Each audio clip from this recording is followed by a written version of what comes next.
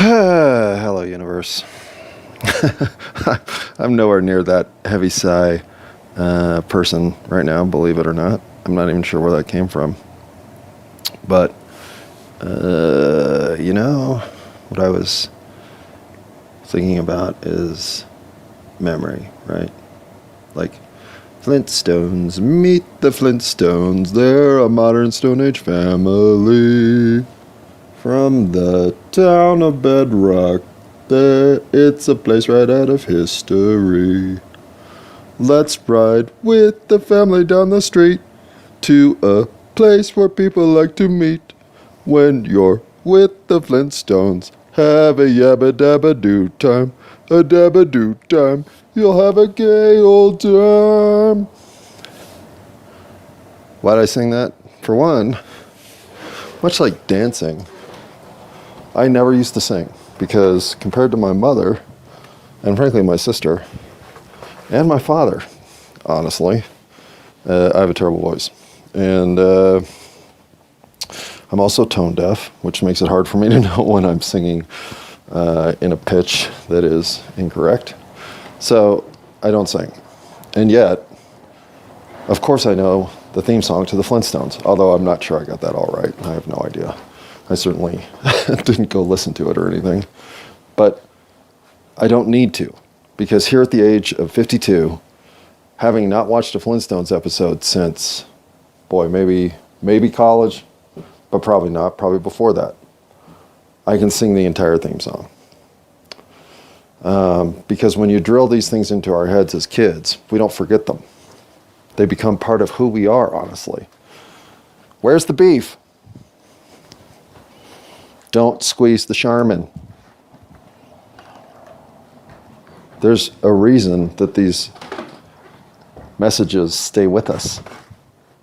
For you drill them into our heads with the regularity of brainwashing. So when these things change, I know I'm not wrong. I know things have changed. Why? Why is nobody looking into that? Why is that phenomenon being dismissed when so many people are experiencing it? You cannot tell me the Volkswagen logo has always had that slash in it. It has not. My parents owned a Volkswagen van. It was the first car I got to know. I know what the VW emblem on the front of that van looked like. It's one of the first symbols in the world that I came to know. So, tell me you want to tell me whatever you want to tell me about how this is some mental confabulation joke that the whole universe is playing on some of us, but not all of us. No. My experiences are different than what history is now telling me is the record. Why? All right, I don't mean to be aggressive or angry or even slightly perturbed with my topic matter. Sorry about the sniffle there. I did not blow my nose before this recording, so how about I try the pause button, which I've never used before, and see how that works while I go blow my nose, and frankly use the bathroom. Be right back. All right. Yabba dabba doo, mofos. So why am I well, ironically, why did I just yabba dabba do this moment? Because I said two things that I wanted to attempt to improve were my use of technology, as well as my diminish the annoying factors that creep into my recordings. And I just accomplished both of those with one maneuver, which was learning to use the pause button. Now, I don't like the pause button because in some ways that gives me a gap of time in which I'm doing something that I haven't announced in public forum here. Sorry, my phone just gave me an indicator that my storage space is running out. Galaxy S4s definitely have too little storage space and use way too much of it for miscellaneous thumbnails, which I constantly have to clear. So Samsung, Well, I know you don't give any to SHITZ about what is going on with my Samsung Galaxy S4. I do wish you had done something about those limitations. All right. That said, considering all these recordings have been on a Samsung Galaxy S4, I would also like to thank you for making these recordings at least somewhat easy to facilitate, especially for me, someone who has never done anything like this ever in life. Well, that's not true. I've owned a micro recorder at one point or two in life back in the day when those little tiny cassettes were sitting around, but didn't really get very far with that. Man. So, patting yourself on the back for things that you're trying to change for the better for yourself, even small moments of victory, are how you have to continually reinforce your daily routines. Those are victories, period. Recognize them. Give yourself at least a mental moment of, way to go, bro, and, or slaying it, sis.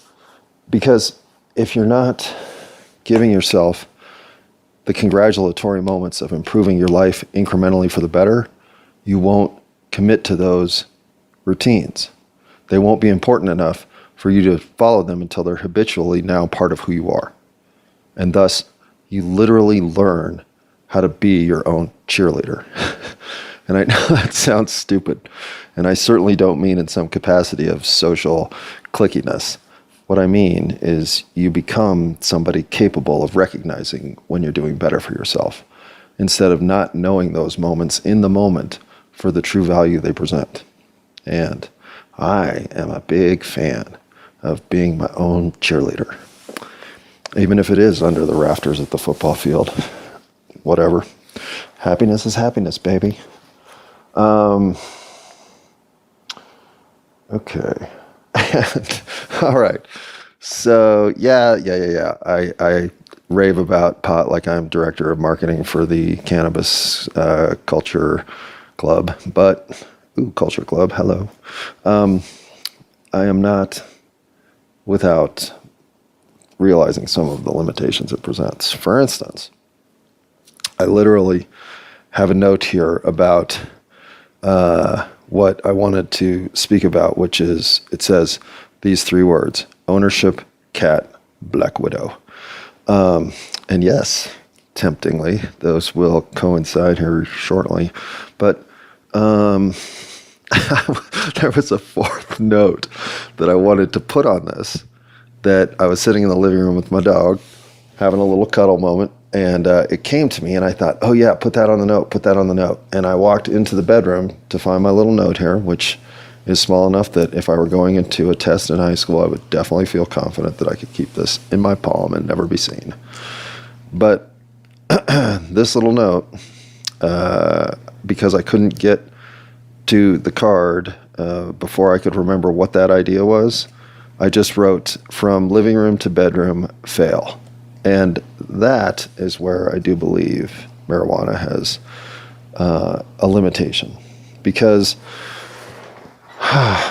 sometimes when I'm high, I'll call it that because that's a fair description. But sometimes when I've ingested enough marijuana that I feel a mental state of being has been affected. For instance, say, creative thought. Well, if I solve a problem, like, for instance, come up with another thing to put on my list, say, don't say for instance so much, could be on the list. But when I have a revelation of having closed a moment, I can oftentimes jump to the next moment, instead of staying on that moment just long enough to complete the 15-foot walk from living room to bedroom and finding my note with a pen that writes clearly enough that I can get that note down on paper. For all that to happen in the, 18 seconds of life it takes to make that happen, sometimes I'll have moved on to a thought that has now purged whatever I had gone into the bedroom for. And yes, I know we can all walk into somewhere like the kitchen and go, what the hell am I doing in the kitchen? Why did I even come in here? We do this all the time, right? So this isn't just a failure of my marijuana use. All of our brains have these moments of inept seizure, but I do think marijuana accentuates this. I'm just being honest. So I certainly would never think that somebody who felt they were losing their memory smoked marijuana, because I do believe that there is a retardation of memory that exists there. Now, I also think there are some synapses that come back as you're high in your memory. And memory is such a strange thing anyway, right? Like, why is it that you can have memories you haven't thought of for decades just by revisiting a geographical location? And what I mean is, for any of us, if we were to go walk through our elementary school playground, we would start to remember people we hadn't thought of for years. And they haven't been dismissed from our mind. They obviously live somewhere in our head, but it's the geographical location that's the trigger to pull that memory from wherever it resides now. That if you ask me to name 15 people that I went to, say, first, second, and third grade with, I might be able to do it. But if you ask me to do it while I'm standing in my elementary school playground, I could probably come up with 30. And so why? How is memory tied to physical entities? Because it is. It's an interesting question. Especially when you're high, then it's a really interesting question. But, so ownership. Cat, black widows. I talk about Phoebe as the greatest dog I've ever owned. And she is a tremendous dog. And in some ways, I do feel like I own Phoebe. And I say this because I know that if the event horizon occurs tomorrow and the entire state of consciousness known as this reality experience of human being life is destroyed and no humans are left on planet Earth, the dogs will suffer because they are dependent on us. They are, I think the official term is domesticated, but what they are not, which my cat is, feral little animal that she is, they are not capable of sustaining the lifestyle they currently enjoy without us here to provide it. In fact, if we were to suddenly vanish before dogs reverted to their wolf-like heritage, eventually in pack animal form, turning on each other in the process in a game of hierarchy that would be both violent and authoritative, they would suffer the diminished capacity of waiting for somebody to give them food, because they are dependent on us to survive in the capacity that we give them food. Did you know there is something also called a capacitor? Wait till that starts entering the conversation. And then, once they have learned that nobody is coming to put food in that dish, and they have sniffed out every morsel of food that they can climb up onto whatever countertop to get, well, then it'll be time to go back to their instincts, which are hunt down prey and organize in packs to be most effective at that. In other words, they will revert back to a state of wild existence and no longer be dogs. They'll be wolves. At least, I think Discovery Channel or something has taught me that. And yet cats don't exist in that state. Well, sure, I live with this cat. This cat lives with me. I guess we're roommates.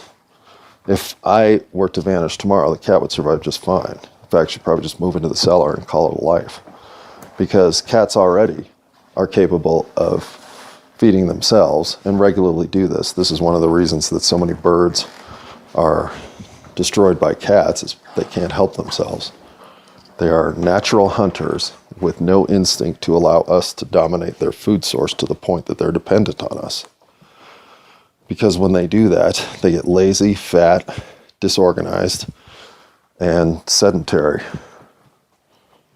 And yet cats, for the most part, not all cats, some cats do fall into that trap, but most cats can resist it. They can stay the hell away from the temptation that it is to become dependent on humanity to survive, like the puppy dogs. But then that dependency that forms between us and, frankly, the emotional dependency that we give back to our dogs as they do nothing but offer unconditional love in just buckets our way. When we sink our teeth into that relationship, well, how much would you want to live on this planet without dogs? If dogs all of a sudden disappeared, what would we turn into? Well, we'd revert back to our feral state because nobody loves me like my Bubba. She's never looked at me with anything other than the greatest of esteem. That quote, I just am trying to live up to what my dog's impression of me is. Well, yeah, I am. Because my dog, well, I don't think she thinks I'm perfect. She thinks I'm awfully awesome. Now, she has every reason to think that. I mean, just striving to give her reasons to think that make my day worthwhile. It doesn't take much. And while I may have overwalked her yesterday, I've made sure she's comfortable up on the couch, gotten some meat treats today. I've given her massages. I've made sure that she knows that I know she got overworked yesterday. Because I know if I ever ask anything of my dog, she's going to give it. And she'll give it until she literally collapses and dies. So now's the time when I got to be gentle with her. And I think yesterday I pushed her too far. So the dynamic between my dog and myself is one of constant changing support for each other. And the relationship between my cat and I, well, it's getting to that point. It's never going to be at the level that it is with my dog. Which is why ownership is a concept that I think doesn't exist. I mean, sure, we're all in various Venn diagrams overlapping with the other life forces in our orbit, and we are constantly having those things ebb and flow in energy directions. But we don't own anything. I own my thoughts. Descartes was right here. The fact I can doubt my existence is the strongest proof that I am a willful, engaged entity in a capacity to make a difference in a 3D environment than anything else. And other than that, I don't own anything. I'm not taking any of this with me, none of it. Am I taking my thoughts with me? Maybe. But I don't even know if I own those to the point that they are eternal. I doubt it. I bet they are just to be experienced in a way that they will reverberate in some sort of echo form through the rest of my existence. But I'll never own them either.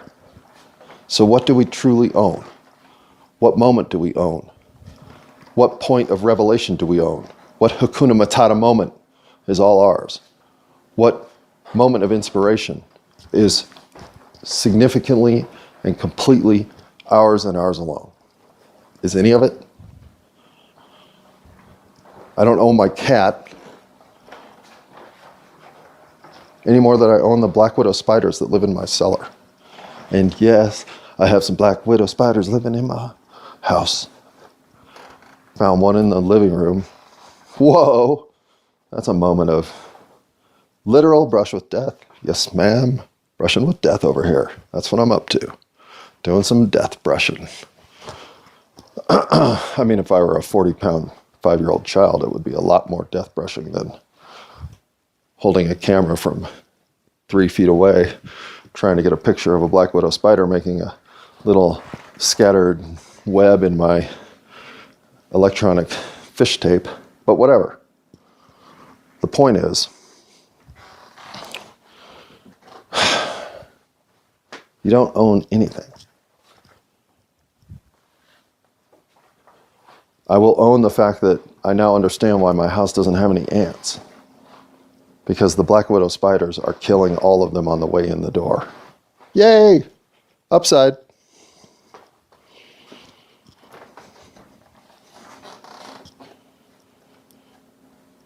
And I guess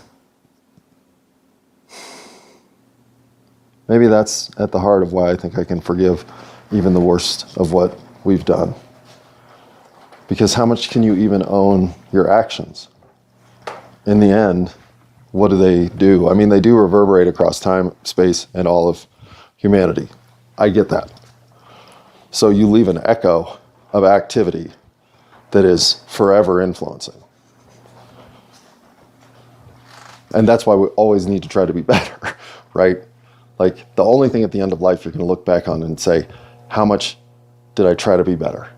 And how much did I succeed? And in what capacity do I regret not having worked harder at that? Those will be the things you regret when you look back. So,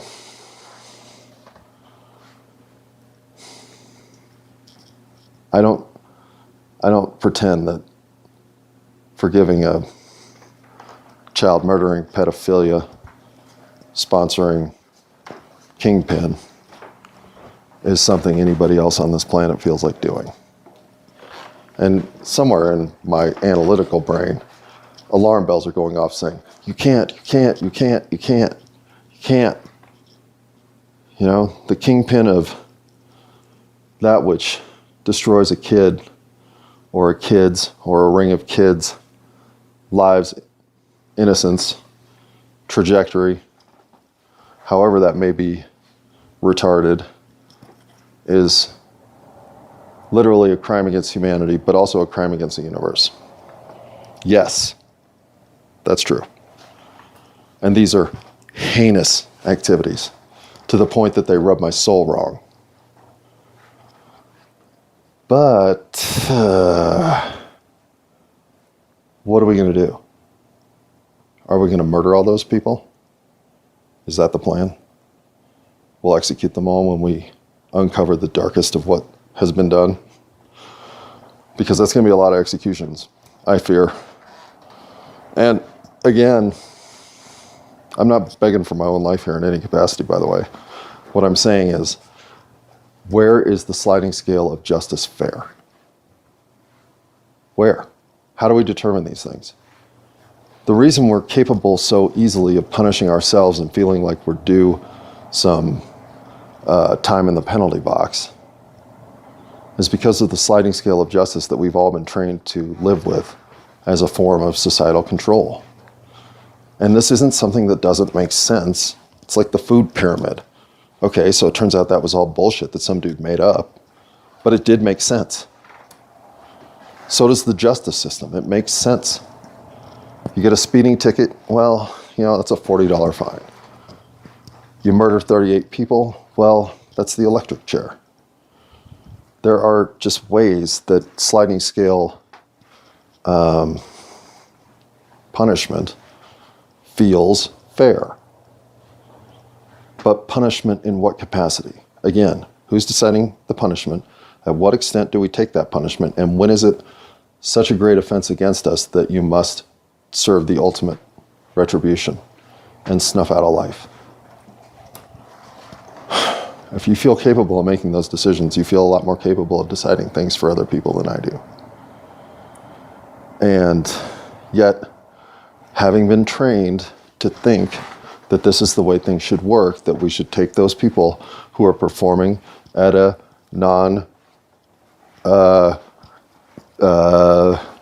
conforming manner and put them in a penalty box for a period of time until they've thought about what they've done enough that they stop doing it. Is that the best we've got?